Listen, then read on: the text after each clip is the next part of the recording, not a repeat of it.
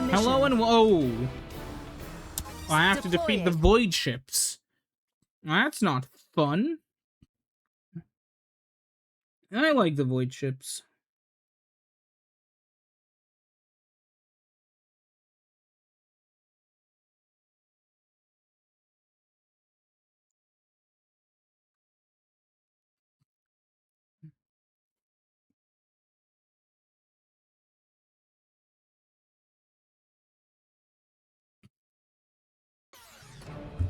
This is a new Ravager model. Ooh. It is considered a large-scale transport ship. It's huge! Only this one and that one are actually destructible. You can see this because they're the only ones who actually have dots on the screen. The transport ship is dropping giant insects. And I hit a lamppost! Destroy the transport ship.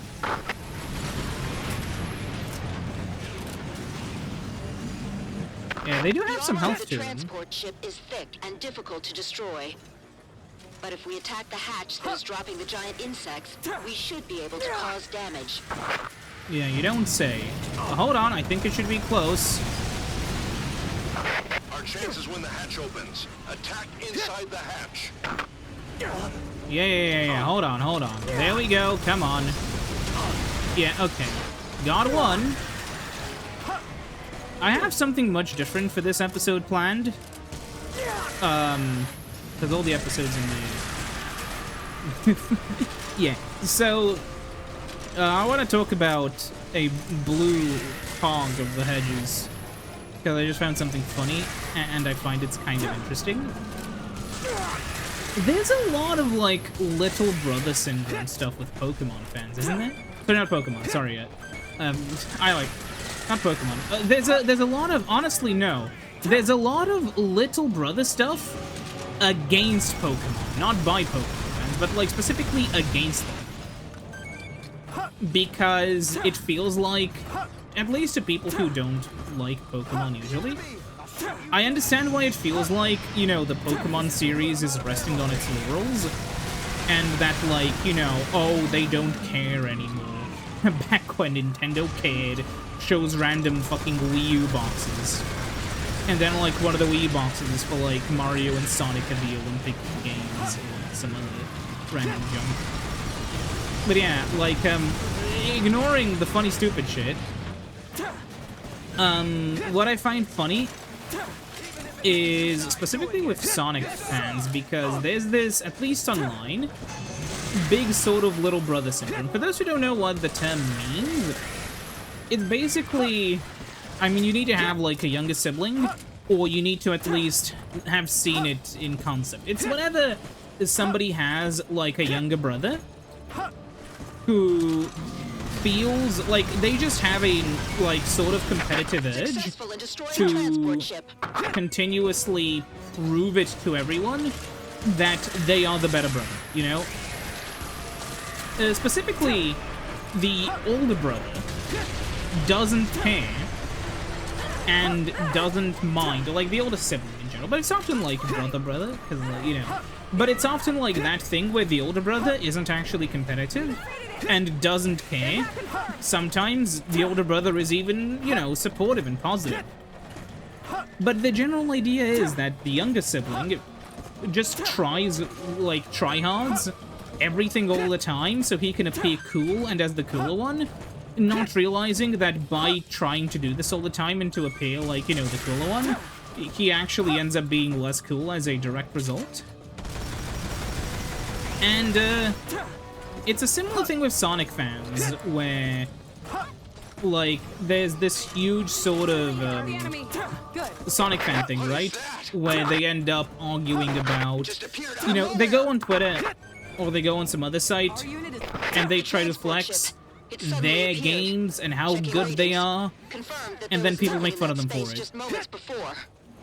And, a funny thing recently is that they started doing it to Kirby, you know, the pink little creature, and, the issue is... Without a unique transportation method, yeah. it's hard to visit other planets. You don't say. This actually makes sense.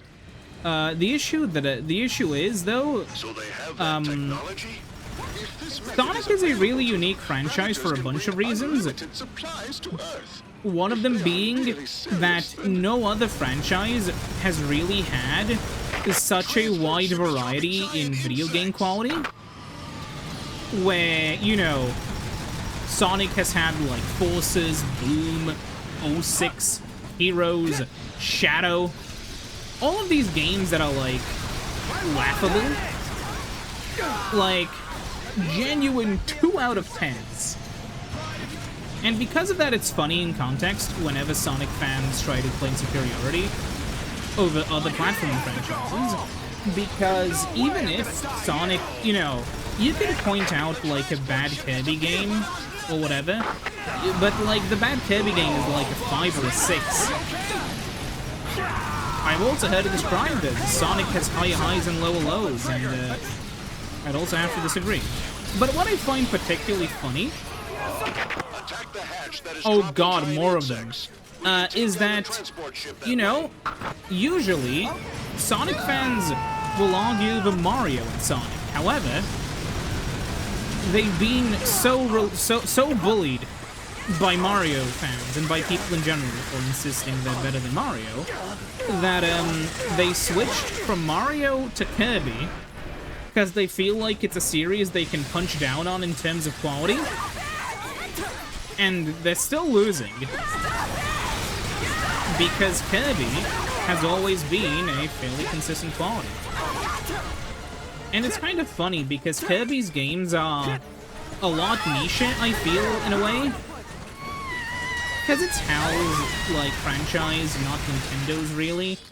And, like, they've made a lot of Kirby games that are, like, good, but, like, maybe they're not that particularly interesting. But they are still good. And then you have games that are, like, actually, like, you know, really interesting, like Kirby and the Forgotten Land is a great example.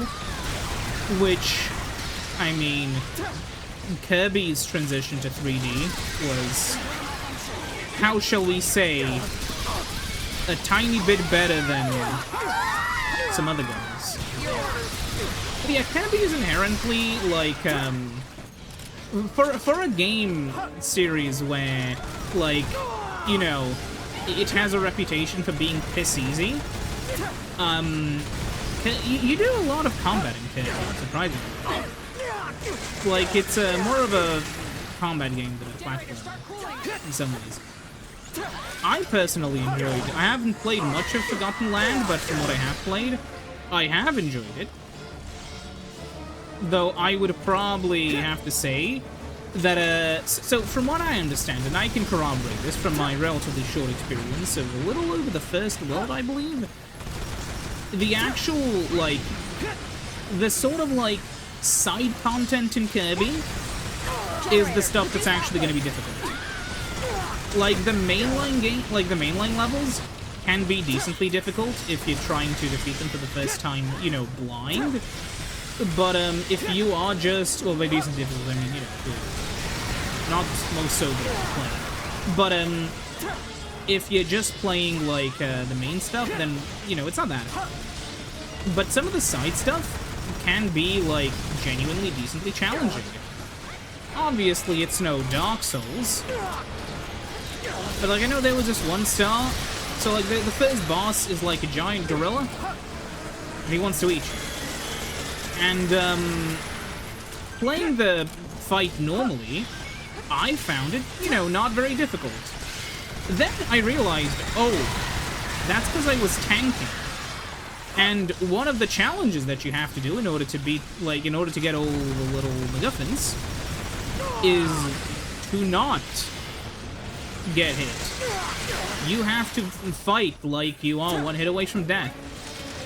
And that's when I realized, holy shit, this is actually tough. And when I had to actively engage with, like, the combat mechanics, where I wasn't just tanking as a crutch, I was like, this is really fun. And that's the sort of interesting gap that Kirby games fall into. They're not hard by any means if you're doing the main stuff, but the side stuff can be quite fun. And one other nice thing is that because the side stuff can be quite fun, unless you are, like, somebody who really needs to 100% their stuff, you can have, like, you know, you can pick and choose which challenges you want to do. I think some of the, like, side challenges that require a decent knowledge of how a power-up works to be pretty fun. They're not the most difficult thing in the world. Again, that World 1 extra content I did because I found it fun. But it was also just, you know, fun and a decent, like, you know, puzzle of how am I gonna do this in the time allotment I have. I cut some of those, like, under a second away or whatever, and that was kind of fun. But yeah, the issue is with Kirby is that he is always kind of gonna live in the shadow of Mario, and Sonic kind of escapes that by, at the very least, having some kind of interesting infamy. Kirby has no infamy. Kirby is just Kirby. Kirby games are, you know, good. Sonic games really, really vary. And sure, some of them are good. Some of them aren't. And, like, if we're comparing between Kirby and, like, let's say, you know, Kirby and Mario, obviously I would have to give it to Mario. But, and, you know, the issue is, you know, again, Kirby and Mario aren't that interesting to compare because, like, what is there to compare? But I feel like the funny thing is with Sonic, it's just, the games aren't, overall, the games aren't that bad, but they've sure had quite a few bad ones, and that's why it's always gonna, that's what people are gonna remember, basically, right, you know? People always will remember either the highest highs or the lowest lows. And the thing with Kirby is that if you don't know anything about it, like, I basically have only played it, and not much of it, it's like a series that, in a way, may seem a little bit mediocre. However, overall, it's just fun, it's fine. But with Sonic, you kind of can't escape all of the other Sonic-related things when you're discussing it. You know, you can't really escape Sonic 06, Shadow the Hedgehog, Silver the Hedgehog, and, like, you know, all of those OCs, like that piss-colored one. And, that is, like, sort of a part of Sonic, even if a lot of people, you know, don't want to admit it. It's sort of like, you know, the whole death of the artist thing, where you can't, like, regardless of what you think, you can't exactly guarantee that somebody... Yeah. Oh? Well, that's bad. Like, you can't always guarantee how people are going to see the thing that you've made. And in the case of Sonic, whenever a lot of people think of Sonic, they think of all of the stuff that you would ideally not want to think about. Like, you know, the piss-colored one. And all of the other stuff. And it very much is one of those things where it's like, you know, well, you shouldn't let a bad fandom ruin your appreciation of something, but, like, humans are social creatures. And that's how it's gonna work, even subconsciously. Many Sonic fans don't publicly want to state they're fans of Sonic, like, because they know that people are gonna think, like, Sonic fan and immediately assume the worst. And so, you know, that kind of results in, funnily enough, that if somebody's really loud about themselves being a Sonic fan, what does, you know, that then say about them? By the way, this gun's crazy because it doesn't have a good range, but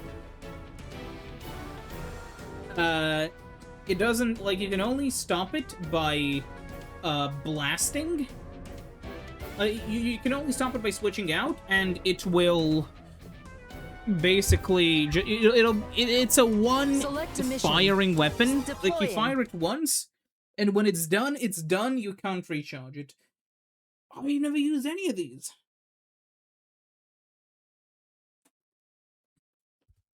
But yeah, I feel like Sonic would be an infinitely better franchise if they just gave them more time to actually develop the games. And online, I know a lot of people are like, oh, well, they're just talking about Sonic. No, listen. You would be shocked. You would be just, like, kind of shocked, at, cause, like, a lot of the time when people talk about, like, oh yeah, but how are they this, how are they that? Like, people don't get that, oftentimes, whenever Sonic fans get clowned on, it tends to be their fault a good chunk of the time. I know sometimes it's just people trying to be mean for the sake of being mean. It's not always the case. Like in the Kirby case, Sonic fans were the ones who started calling Kirby games shit. It's not easy to destroy it. And, like, I understand that it's like, oh, but, well, But, like, you kind of, on the internet, publicly shitting on something is kind of inviting somebody to public shit on your thing. And you may not like it, but that's how the internet works. It's you have the reverser? I hit! Reverser? Some of these weapons may be better in multiplayer, but yeah. Like, you can imagine how, like, if you know that in a mission, there's gonna be, like, a really strong enemy, having one guy just carry, like,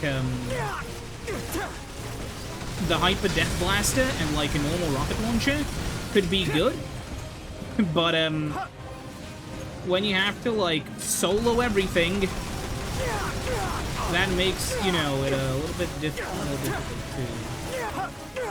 to use. I'm gonna have to... Okay. Oh, there's even more of these guys. Okay, wait. Shit, where is he?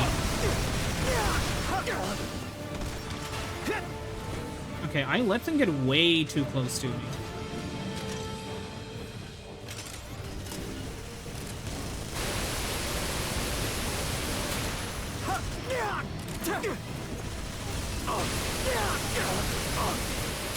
Ah, they're tanking for each other. That's bad. Come on.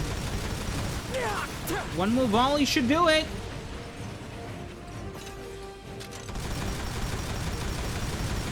Depends on how many of them hit. Yes. All right.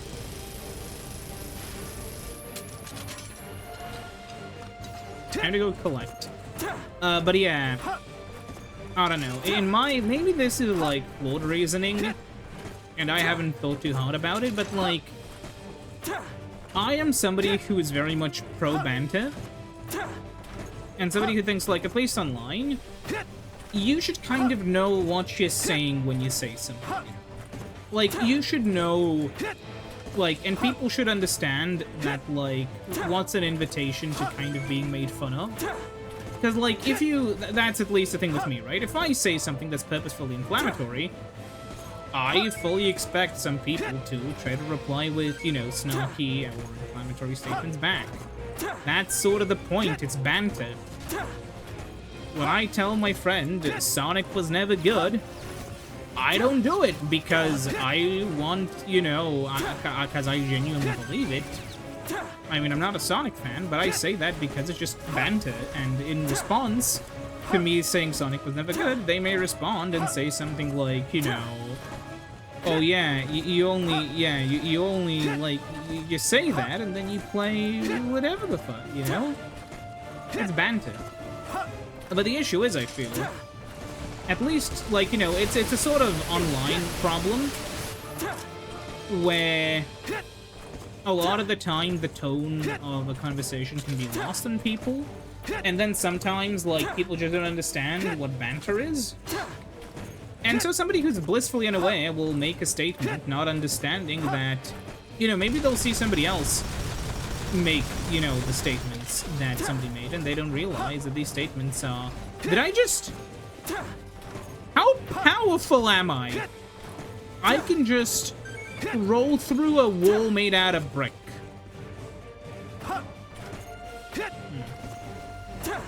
Okay. No more... Wait. There's something up there that I would really want. No more time for games. Hectors have shields! What? They warded off the attack! Anyways, yeah, that's what I'm trying to explain. Hector has something like a shield. It can be thought of as a small shield screen generator. Shit. Attack isn't effective against that shield. Attacks from the Just front don't work. give up. Try a rear attack. There we go. Oh, shit. Why was I... So, attacks? This is Ranger. I've arrived on the battlefield, heading towards Storm Team for backup. Oh, wait, they're talking about those two. Okay, where are they? I don't In a see them. frontal attack, you cannot break through the shield. Wait, where are they, really?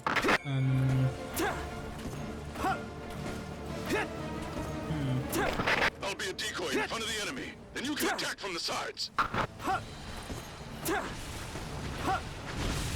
Oh, what are they shooting? Explosive?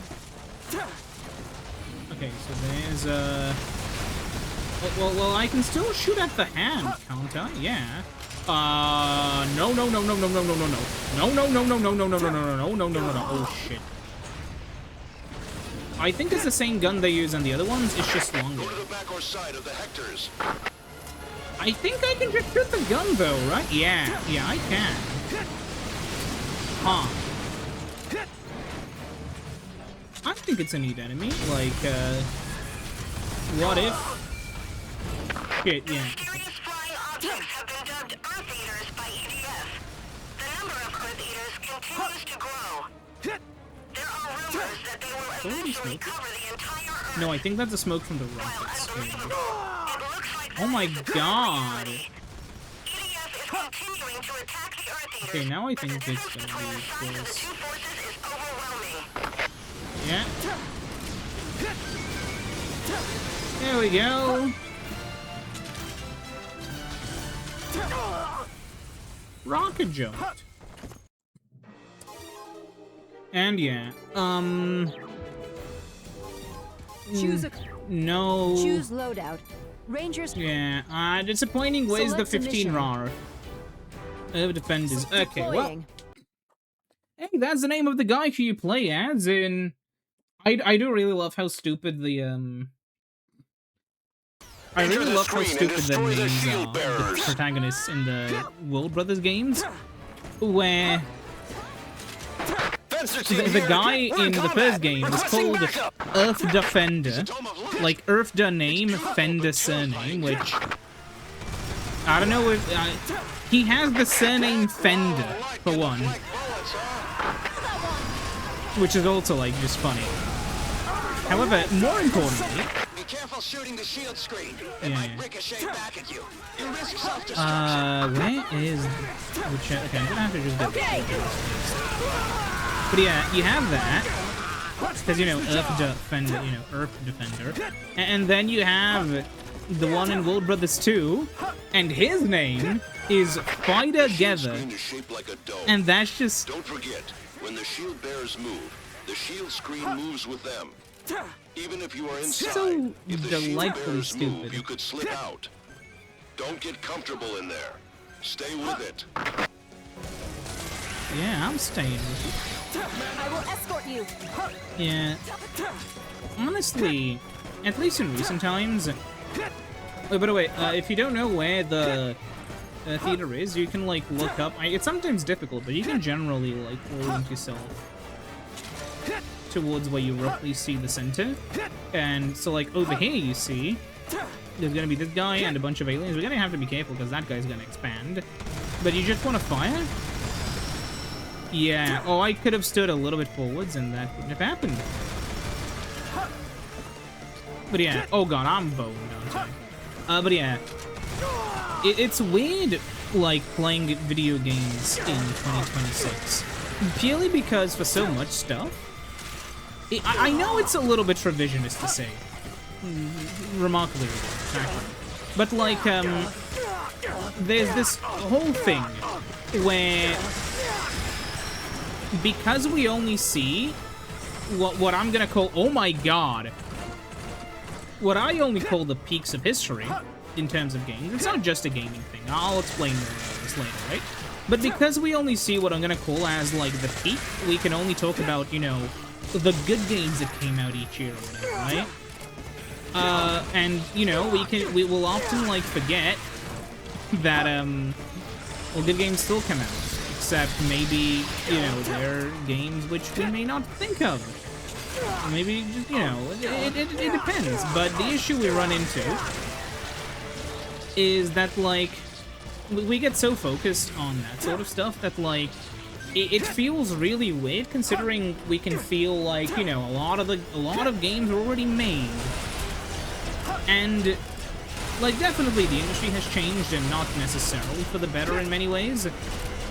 But I still feel it's rather silly to, you know, proclaim, you know, gaming is dead, or whatever else. Huh? Wait, where did that guy come from? Get. Die. But yeah, the issue we are kind of running into, though, is, the whole backlog problem. And this is why so many companies want to move to, like, no backwards compatibility unless it's, like, really convenient, like with the PS5. But even so, why do companies want you to keep... spotted shield bearers. You know, like, an issue that companies have been running into is... Obviously, people still buy new This is games, suicidal, but we have to move inside the shield screen.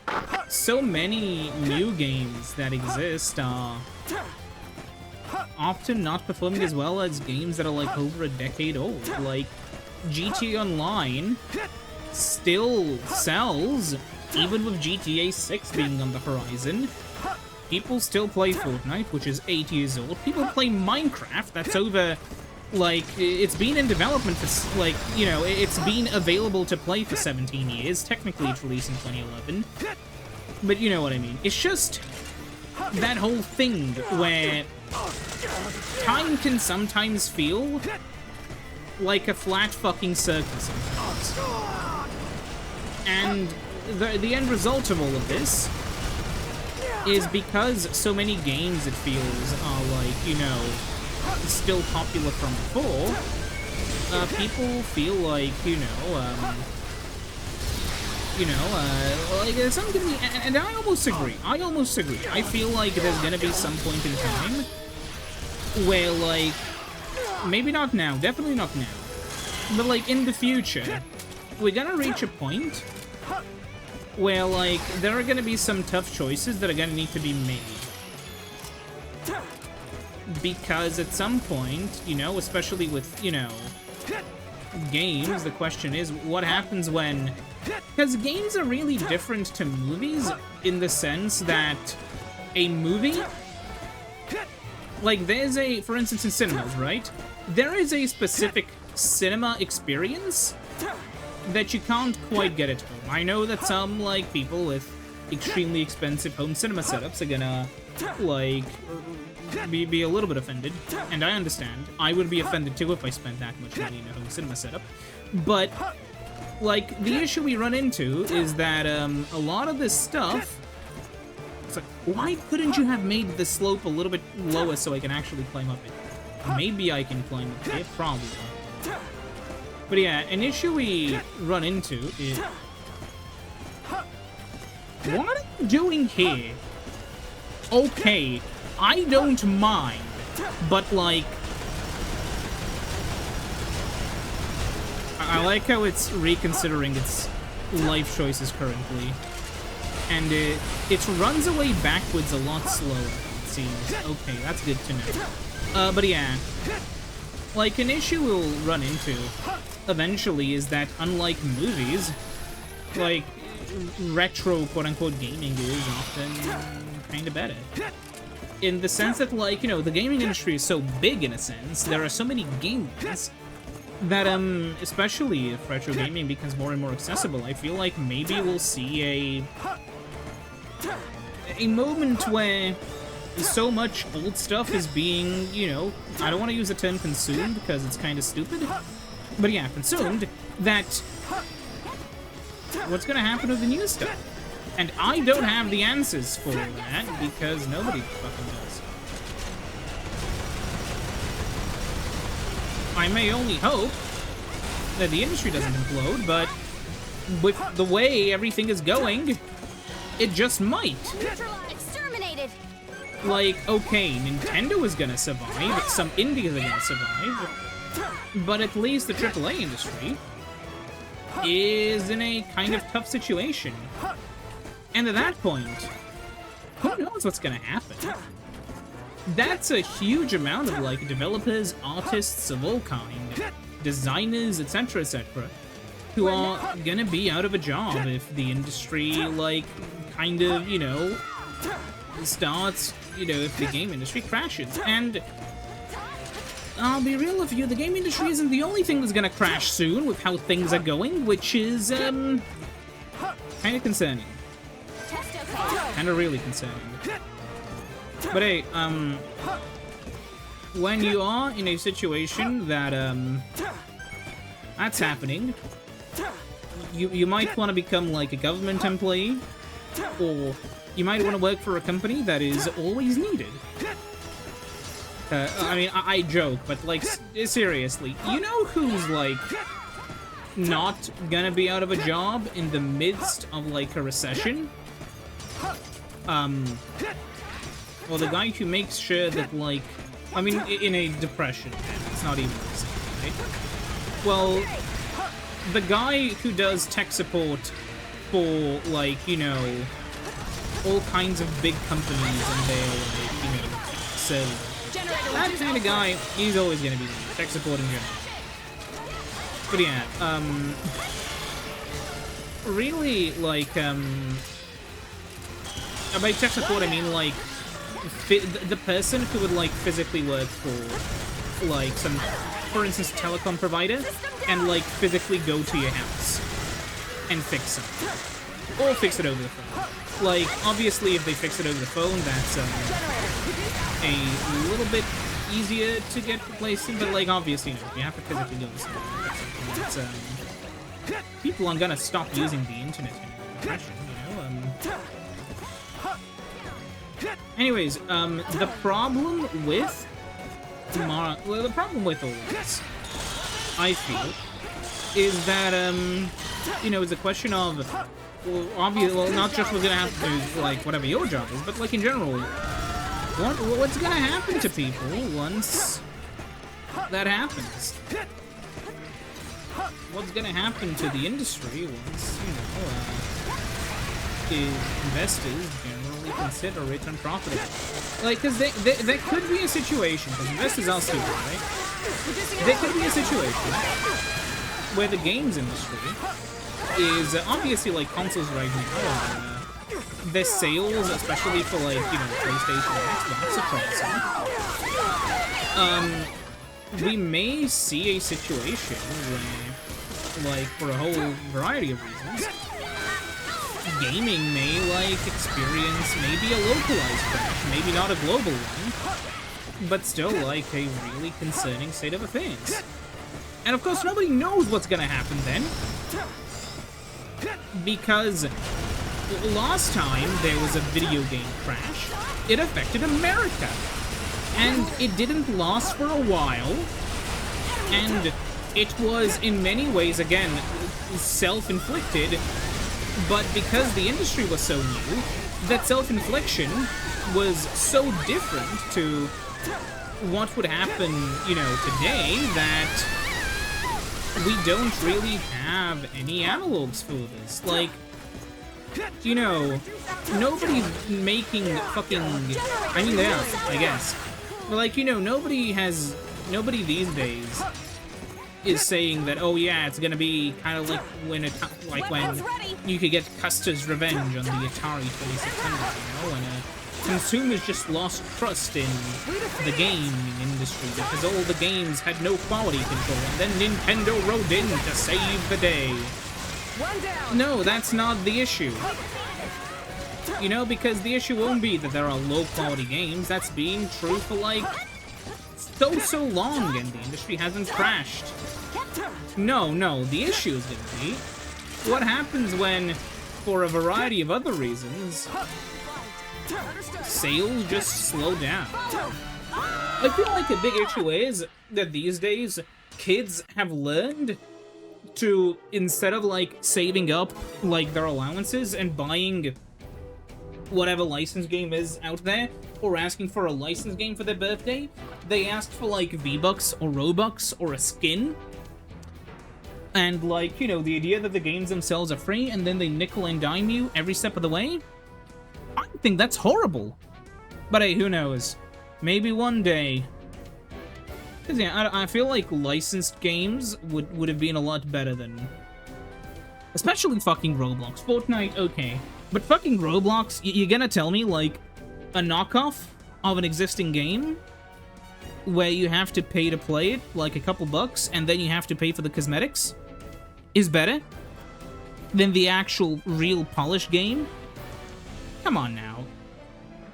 But yeah, it's really depressing to see, and we might genuinely get to a world where all the younger kids, and, like, then all the teenagers, and then all the young adults, only play freemium stuff. And that's not a world that is particularly comfortable. But at least so many games exist that have already released and that are good, that at least will have, you know, the time to experience the good ones. Maybe one day, we don't know. But it's concerning to see the direction things are going in, and as always, the problem is the exploitation of the gamer by a system of capitalism. Because every single time that's a problem, but just saying capitalism and being done with it doesn't accurately explain, like, they're hiring psychologists to decide what the most exploitative way to monetize a game is. It's really fucked up. Anyways, see ya.